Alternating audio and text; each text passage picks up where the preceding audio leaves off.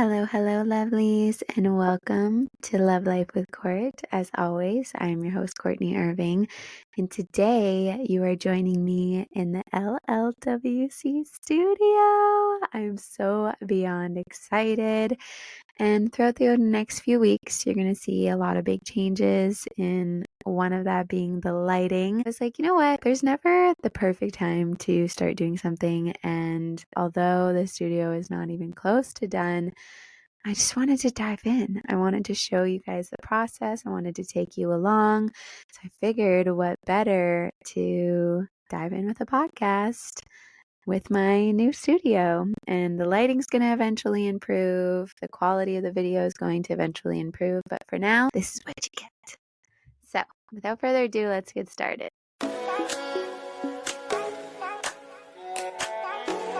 Today's episode is a follow-up from my most popular episode, which is speaking your thoughts into fruition. I think it's one of my first episodes that I ever made.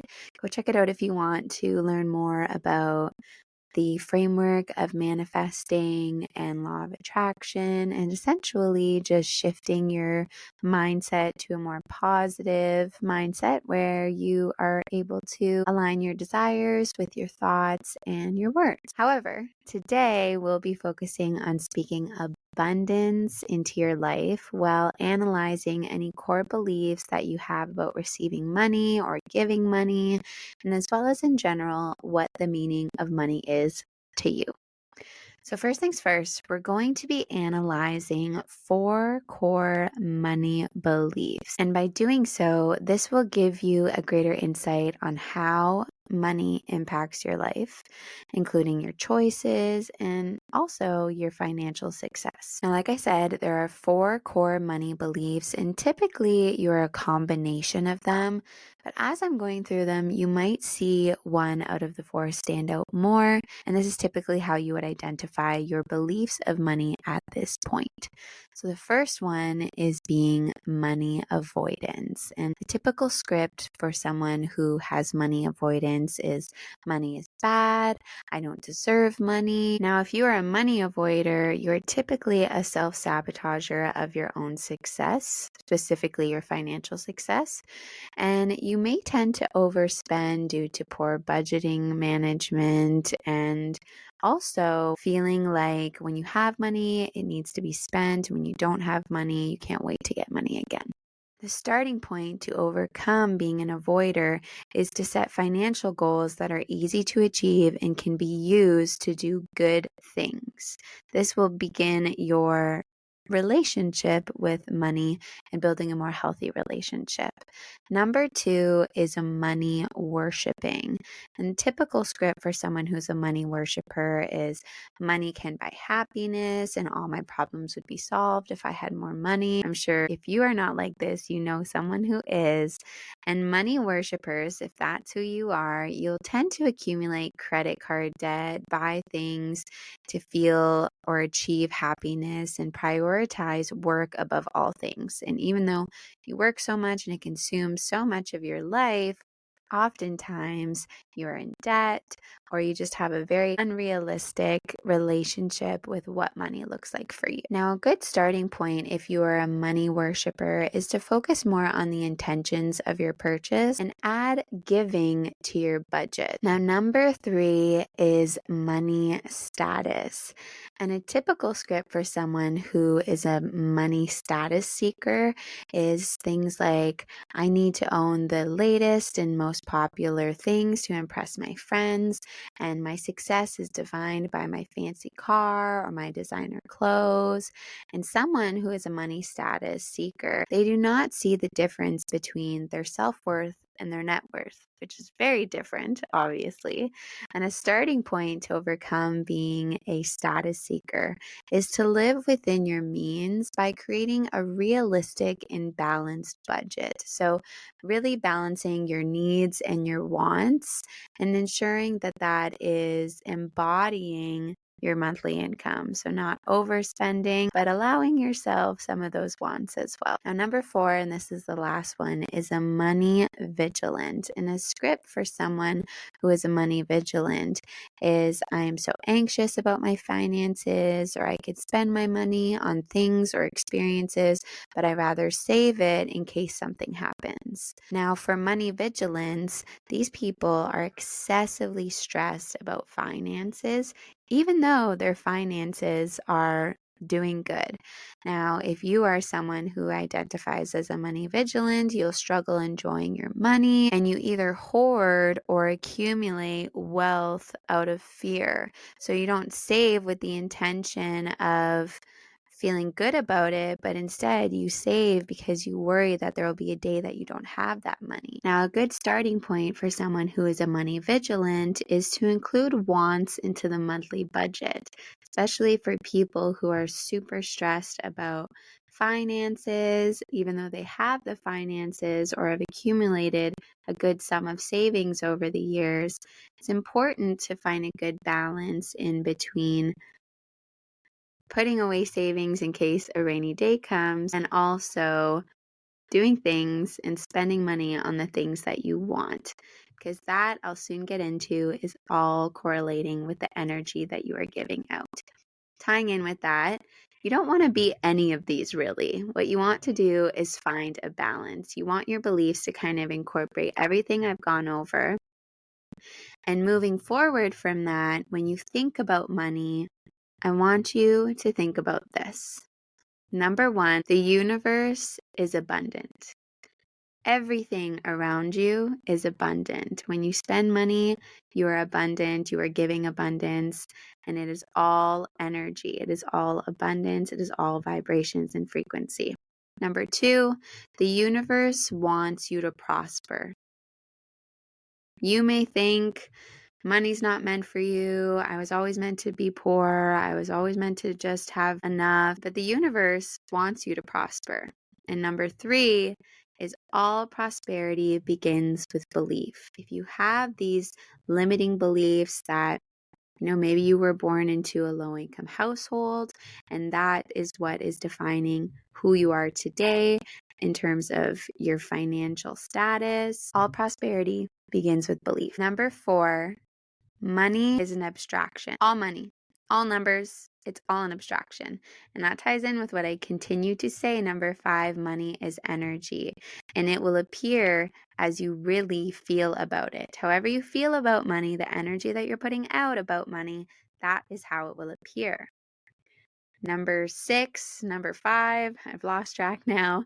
Money has no intelligence of its own. Next one, money will respond to the instructions you give it. Really think about that one. And the last one, money demands attention. Now I want you to think about that. And I don't want you to think, okay, I need to constantly be thinking about money all the time, because that starts to turn into a need and an obsession and a chase, which is not what you want to be doing when you're manifesting. You want to be attracting.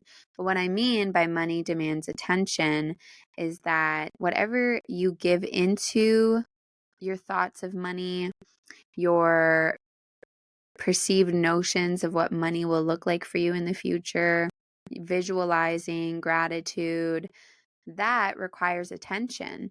And if you're just sitting here going, okay, I'm going to attract money, done. Obviously, you need to put the attention into it, the action into it. You need to have that action. You need to have that attention. Now, let's break it down by going back to what I keep saying, which is money is energy. So what do you need to do to match the energy?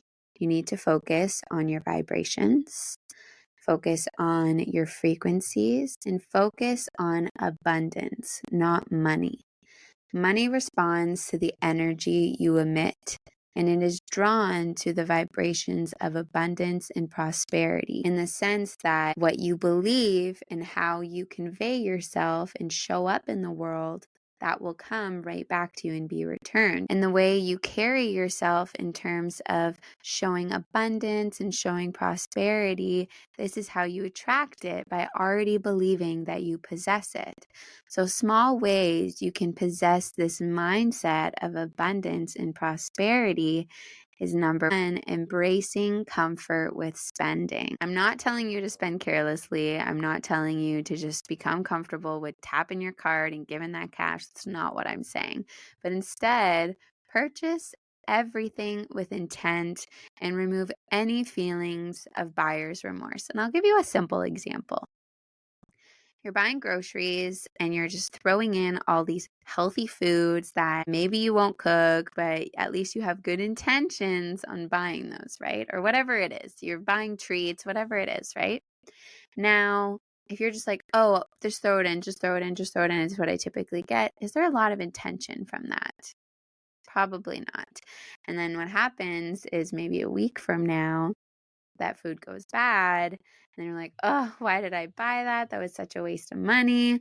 And then you're embodying this lack of intent upon purchase. Now, when you practice this buyer's remorse instead, this emotion stems from scarcity and feelings like you lack funds. And what you want to do instead is imagine having the money, be grateful, and genuinely enjoy your purchase. This is the foundation of altering your frequency to one of abundance, shifting from that mindset of, oh, why did I buy that? Oh no, now I don't have enough money to buy this or that, or I could have spent this instead of that, whatever it may look like for you. And first of all, purchase with intent. Remove any feelings of buyer's remorse and practice gratitude for the ability to purchase that item and use that item, whatever it is, or experience, whatever that may look like for you. Now, number two is keeping money in your wallet or writing a check. I personally do both of these because, amplify on those opportunities of abundance. But I'm completely blanking on the comedian's name, and he is such a famous comedian. I don't remember what his name is. He's so famous. I'm sure you're all like, Courtney, it's this person. Anyhow, they wrote like $1 million check to themselves 1 year from the date that they expected this $1 million check, right? Or 1 year ahead from that specific date. And then a few days prior to the date on the check, this guy ended up getting like $1 million contract or something like that, something along those lines. But what the point of this is that it is a constant reminder of the available wealth within your life, not just by putting money in your wallet, but having that check. And when you write a check with the desired amount, what you are doing is attracting. That is going to come into your wallet no matter what. This money is coming. You're believing it. You're embodying this mindset, and that is law of attraction. Now, it really doesn't matter if you want to write a check to yourself from a year from now, or keeping like a $20 bill or a $50 bill or a $100 bill in your wallet. What these are visible prompts that keep your mind attuned to the financial prosperity that is currently in your life and is continuously coming. Number three, on how to possess the mindset of abundance and prosperity, we have cleaning your wallet. And this ties in with putting a check or putting a bill in your wallet. What we want to do by doing that is take out any stagnant energy that is in that wallet. And this is a symbolic act to remove anything that no longer serves you. Those old receipts, why is that in your place where you plan on attracting abundance? Old receipts, random cards that people gave you, promotion cards, expired coupons. We all know you have it. And I want you to go and clean that out. Clean it out, get rid of it. And what you're doing by removing anything that no longer serves you and that wallet is you're cultivating an environment to succeed. And I talk about this all the time.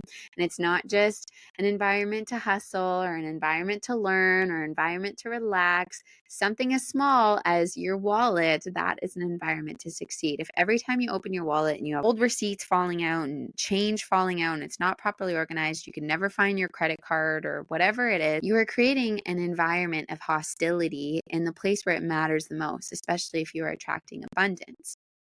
So go clean your wallet. And then when you're done, put a check or put a bill in there.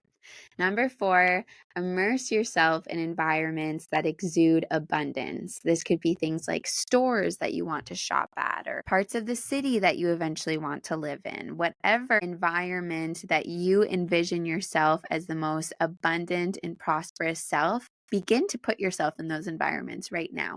Now, I'm not saying go to Louis Vuitton and buy a purse, no, but start planning what you're going to buy yourself, why you would be in those environments, what condos you want to live in if that's your thing, whatever city you want to live in, the house you want to buy. Begin to envision, okay, I'm going to buy this soon. I'm going to buy that. I'm going to put myself in these environments. I'm going to get a gym membership at a super bougie gym.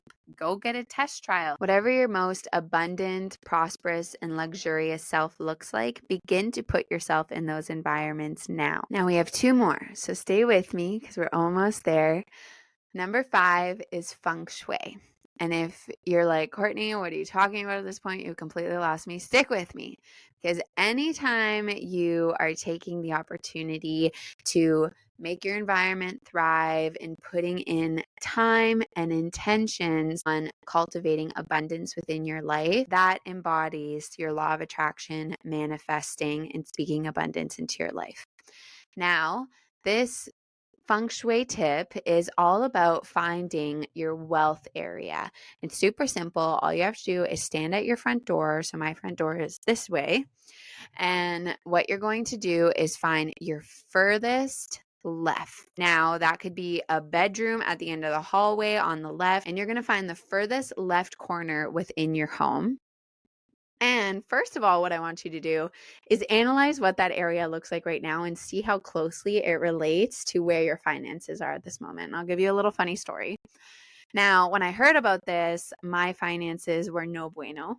And that was okay because I was learning all about law of attraction. And when I learned about this and I went to my area was beside the TV. It had all the TV cords and dust and everything just stuffed back there. It looked terrible. It was not organized by any means. And that was a literal representation of what my finances looked like. It was neglected. It was messy. It was all over the place. It had no stability. And what you're going to do with this environment, and what I did, was use symbolic pieces that exude luxury, abundance, and wealth. Now, for me, what this looks like is I have a plant there. I have an aloe plant, and that for me resembles growth. It resembles connection to the universe and grounding. So that was important for me to have a plant there. What other people do too, I also made sure it was clean. What other people do too is they'll have like fake gold or like a bowl of like little diamonds, or a family heirloom that just makes them feel bougie. So anything that exudes luxury, abundance, and wealth, it can be anything. It could be something that makes no sense to anyone else but you. Take that and put it in your wealth area. Number 6, which is the last one and probably the most important, is altering your perspective. I want you to think, anytime you are like, okay, I need money. I want money so bad. I can't stop chasing money. If that ever comes up in your life, anytime, I want you to remind yourself that money works for you. You do not work for money. You do not chase money. You do not need money. You don't even want money, because money is just energy. And if you are already giving off these frequencies, it's not something that you're ever going to need. It's not something that you're ever really going to want, because it's just going to be something that's aligned with you. And remembering that money is simply aligned with me, any worries that you have, any stress you have will begin to dissipate. That was today's episode. Again, we'll go through them. 6 ways, small ways that you can possess this mindset of abundance and prosperity. Includes embracing comfort with spending, keep money in your wallet or write a check. Make sure you clean out that wallet and remove any stagnant energy. Immerse yourself in environments that exude abundance, whatever that looks like for you. Get your feng shui in check and alter your perspective. that was the first episode in the LLWC studio. I hope you guys enjoyed this episode. And always remember a little friendly reminder to not only be kind to others, but also to yourself. I love you all, lovelies, and we'll see you next week.